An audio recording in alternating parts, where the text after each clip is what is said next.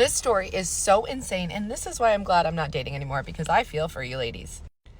I have a friend that told me about a friend of hers that was dating in Wilmington, North Carolina. She goes on an app, meets a guy. This is actually during COVID time, so not only are people, social distancing, I can't believe it's already been 5 years, but remember when we used to do that?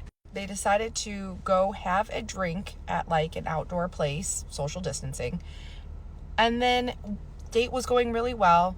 He was talking to her for a couple weeks. She thought, this is really great. Let's just continue the night. Supposed to go to dinner, and he said, you know what? I'm making spaghetti and meatballs at home. I actually made homemade meatballs.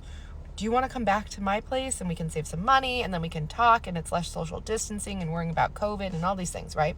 She was vibing with it and she was attracted to him. So she was like, yeah, sure, let's go. And man, this man can cook, like amazing. She goes back, they eat spaghetti and meatballs.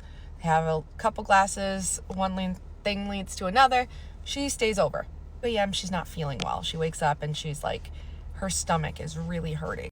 And I'm talking like she is ready to throw up. So she's embarrassed. She doesn't know what happened and she's now worried that she got COVID. So she actually went to the bathroom and she throws up. She's trying to be quiet because it's their first date, but all of a sudden she starts freaking out. What if he put something in the food? What if he put something in the drink? Why is she feeling like this? So she quietly, and I don't know, when somebody gets stomach flu, like when I have stomach flu, last thing I want to do is be quiet. I'm like not feeling great and I'm like moving all around. So she actually gathers her strength to get her stuff and get out of the house. She gets into her car and she is violently ill by this time. I'm talking like, let's just be real, ladies, it's coming out both ends. So something is not right. So she actually is smart and she decides to take herself to the hospital.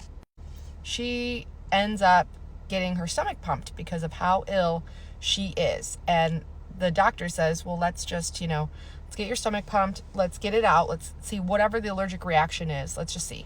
They give her an IV. She's sitting there. It's probably a couple hours. All of a sudden the police show up at her door. And they come into her hospital room and they asked her, what did you eat? And she was like, oh, I was on a date. I had spaghetti and meatballs and They started to ask her questions. What about this guy? How long have you known him? Where does he live? Come to find out, there was human remains in the meatballs. Human remains! Police proceed to further question her and ask her, where did she meet the guy? Dating app. What's his phone number? Checks his phone number. No longer registered. It was a Google number attached to an email that's no longer in service. Oh, what is this property? It was an Airbnb. Photos. So he had put up photos, which is not, this is like a repeat of a couple of stories that I've already shared of a couple guys doing this. So I don't understand why you're carrying photo frames, but you are covering your bases. To make matters worse, not only was it an Airbnb, but when they went to trace it, he had paid with a prepaid Visa card, those gift cards. And on top of that, he paid for that in cash.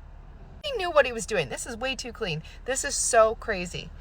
I don't know what further happened because that was the conversation. I was just like, what? So if anybody knows this story, if anybody knows an update to what happened, but this girl basically ate human remains. And to be honest, the thought is she probably was going to be the next person. And that's kind of his MO of what he did. People are gross. People are sick. Stay safe out there, ladies.